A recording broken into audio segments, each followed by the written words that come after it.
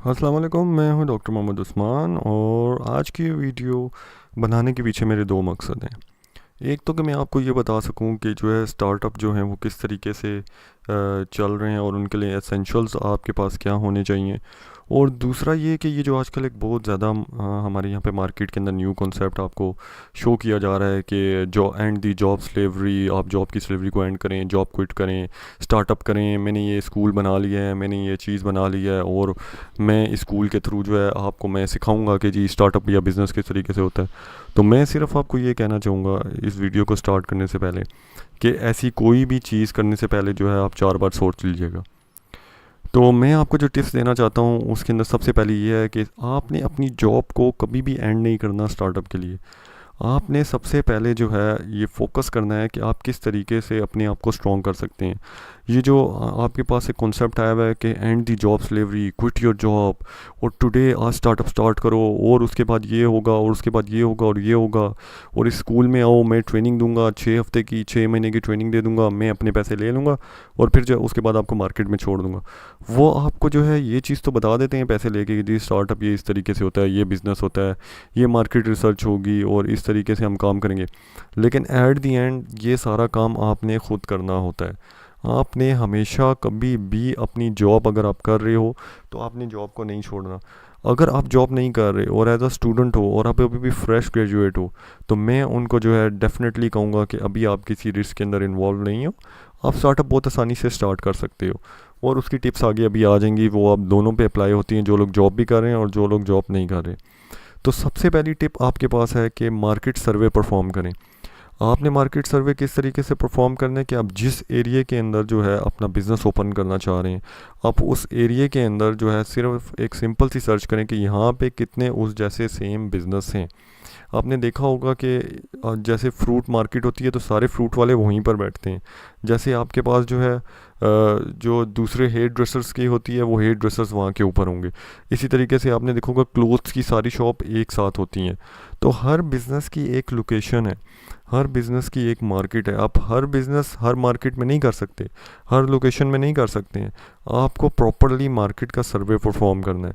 अगर आप startup start करना चाह रहे हैं और वो स्टार्टअप बेस करता है किसी न्यू चीज़ के ऊपर, नोवल चीज़ के ऊपर, तो आपने ये देखना है कि क्या उस लोकेशन के ऊपर वो कस्टमर्स आ सकेंगे, क्या उस लोकेशन के ऊपर जो है मुझे कितना रेंट देना है, मुझे कितने पैसे चाहिए। तो आपने अपने सारे फाइनेंशियल्स को लिस्ट डाउन करना है। एक बात जहन में रखें कि जॉब को फ़ौरन क्विट करके अगर आप स्टार्टअप करेंगे तो आपके पास ना जॉब खाने को पैसे होंगे ना आपको घर चलाने को पैसे होंगे। तो अगर आपने शादी की हुई है तो आपके पास वैसे ही पैसे नहीं होंगे और आपकी बीवी ने जो है आपको किक मार के ना दोबारा से जॉब के ऊपर वापस भेज देना है। तो अपने सारे हालात को देखते हुए स्टार्टअप्स के ऊपर जंप करें। बिज़नेस पे जंप करना है तो डेफिनेटली जंप करें, बहुत अच्छी चीज़ है। लेकिन फाइनेंशियल कम अज़ कम नहीं तो अपने साथ 1 साल का backup plan as a financial, if you are married तो आप लेके चलो। और अगर आप अनमैरिड हो और अगर आप एक स्टूडेंट हो जो जॉब के बाद डिग्री के बाद फ़ौरन स्टार्ट करना चाह रहा है, जिसने अभी जॉब स्टार्ट नहीं की है, तो आपने क्या करना है कि कम अज़ कम नहीं तो आपके पास 6 मंथ्स का रेंट होना चाहिए। क्योंकि स्टूडेंट्स ग्रुप में करते हैं तो सारे मिलके वो रेंट अरेंज करके पहले अपने पास एक बॉक्स के अंदर रख लें जिसके अंदर रेंट हो, इलेक्ट्रिसिटी बिल्स हों और ये सारी चीज़ें हों। इसके अलावा जो है मैं ये भी सजेस्ट करूँगा कि ज़रूरी नहीं है कि अगर आप कोई आईटी का काम कर रहे हो और अगर आपने कोई सॉफ्टवेयर बनाने हैं, कोई प्रोग्रामिंग का काम करना है तो आपको कंपनी चाहिए ही चाहिए और या एक जगह पे बैठ के आपने बिज़नेस करना ही करना है।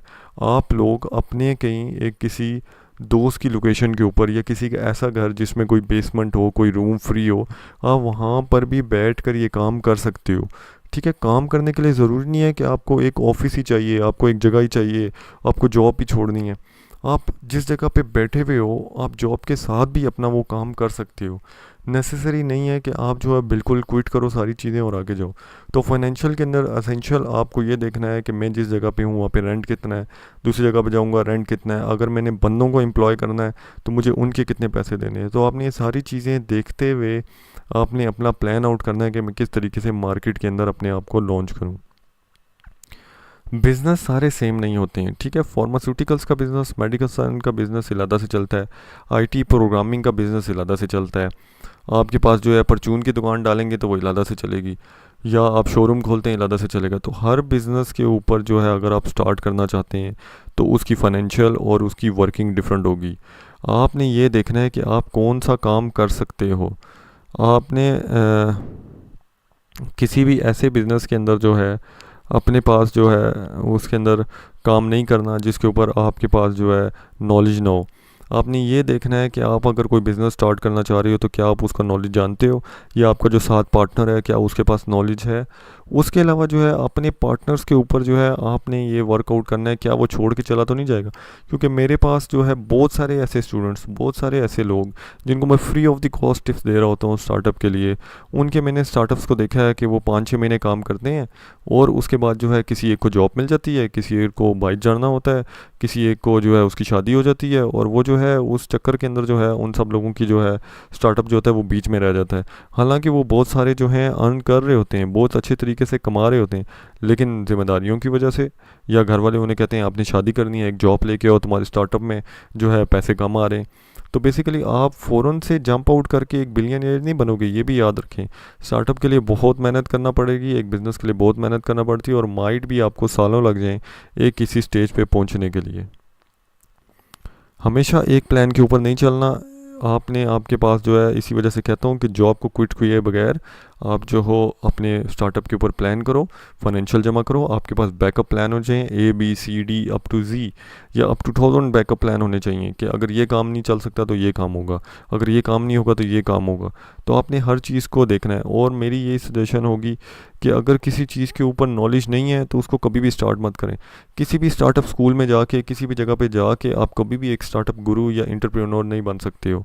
या आपने 100 किताबें भी एंटरप्रेन्योर्स की पढ़ ली हो तो आप एंटरप्रेन्योर नहीं बन सकते हो। बिज़नेस एक इनहेरिटेड चीज़ है जो हर बंदे के अंदर होती है, हर बंदे के माइंड में होती है, और बिज़नेस के लिए आपको रिस्क लेना पड़ता है। कुछ फैमिलीज़ के अंदर बिज़नेस ऑलरेडी हो रहा होता है, उनके बच्चे बहुत आसानी से कर लेते हैं, उनके पास जो है फाइनेंशियल बहुत स्ट्रांग होते हैं। लेकिन कुछ फैमिलीज़ के अंदर जो बिल्कुल ही वीक्स होती हैं तो उनके पास जो है आपने फाइनेंशियल नहीं होते, उन लोगों के लिए बहुत ज़्यादा रिस्क होता है।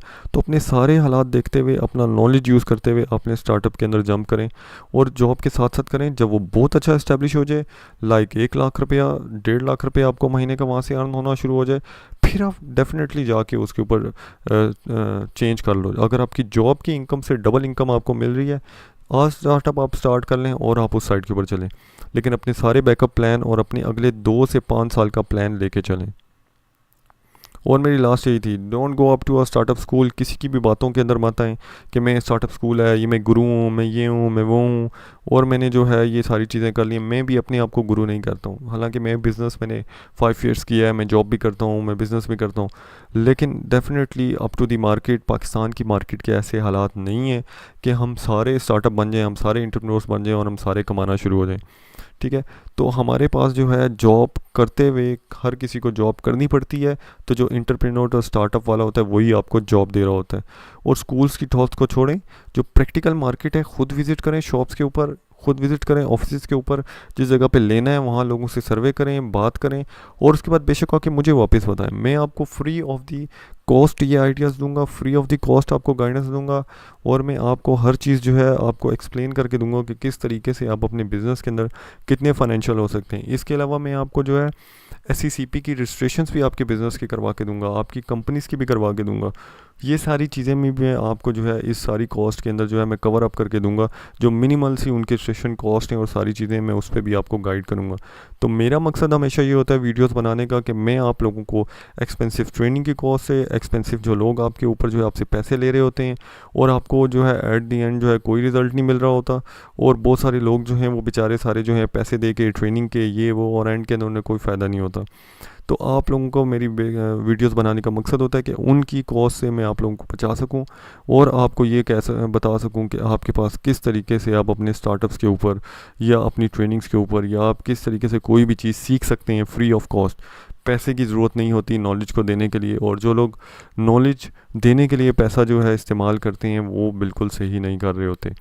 तो जो बाकी आपके पास और भी कोई डिटेल है तो वो आप मुझसे पूछ सकते हो, कमेंट करते रहें और मुझे टॉपिक्स बताते रहें, तो इंशाल्लाह मैं न्यू टॉपिक पे भी आपको बता दूंगा।